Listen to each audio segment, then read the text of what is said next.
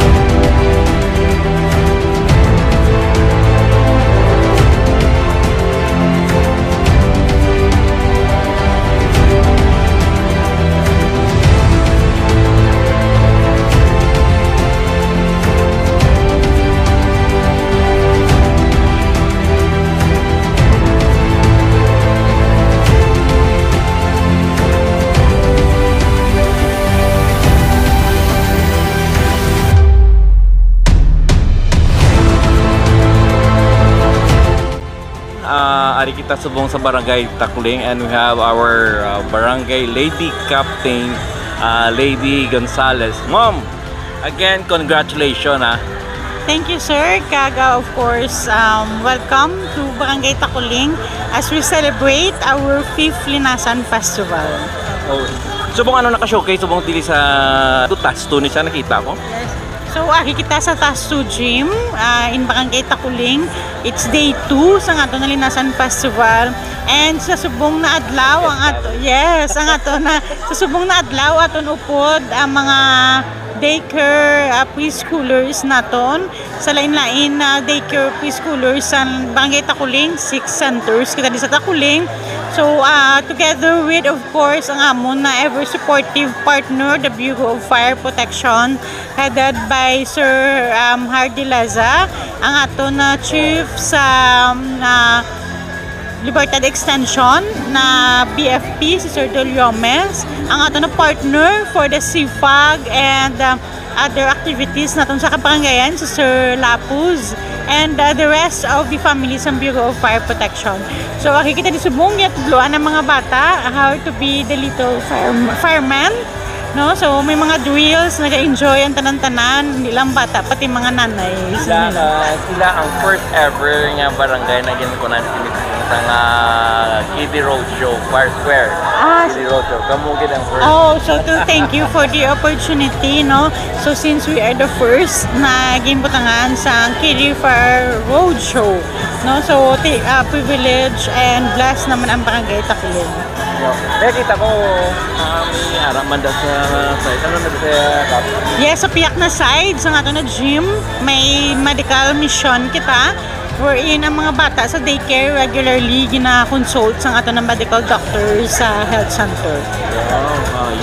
Yes, especially for the CFAG na to, no, Community Fire Auxiliary Group. Ang ato na CFAG teams are subject for training. I-train naton sila. Then, papanaugo naton ang CFAG into 28 puroks naton. Ang isa ka purok may CFAG team para in case of disaster, in case of fire, ready, kag-equip ang ato na kapurokan para maging first-hand responder naton. So, you heard that from our barangay captain, no? So, again, Kap, congratulations, thank you sa time mo. There you have it, guys. Istorya nato ng barangay captain, ang beloved barangay captain woman, si Cap Lady Gonzales. So, thank you for watching. God bless us all. Stay safe lang tayo, okay?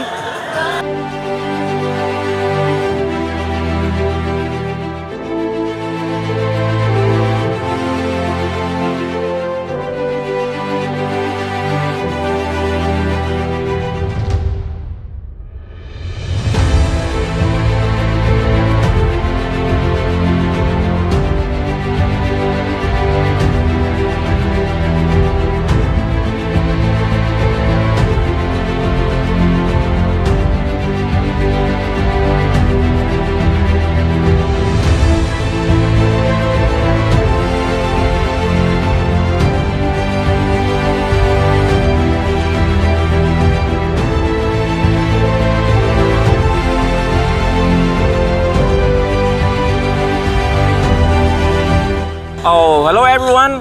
Ari naman kita subong sa Barangay Takuling and we have with us ang SK Chairwoman sa Barangay Takuling, Bea Pabular. Ma'am! Good afternoon, sir. How Congratulations. Thank you so much. Na-achieve na gid after pila ka try. Anong feeling? Okay man nami. Gusto ko ipa-try sa bilog man nga youth and mga bata sa Takuling. Oh yeah! Enjoy ko. Congratulations ko naman ang nauna sa... Yes. Thank you so much. Yes. Your Fire Protection. Anong future plans niyo sa naman sa fiesta? Anong plano niya? May ara kami i-conduct nga SK Summit for the youth. Wala labot sa activities ng barangay. May ara kami nga namon sa SK Ano Youth. niya? Ang SK Summit, sir, may ara symposium nga anti-drugs. May ara man nga symposium for HIV awareness, AIDS. So, amo na mga rampant nga problems nga adolescent health problems subong. So, i-conduct na naman seminar sa Bilog na Youth sa Barangay Takuling. Okay. So Saturday, anong handa?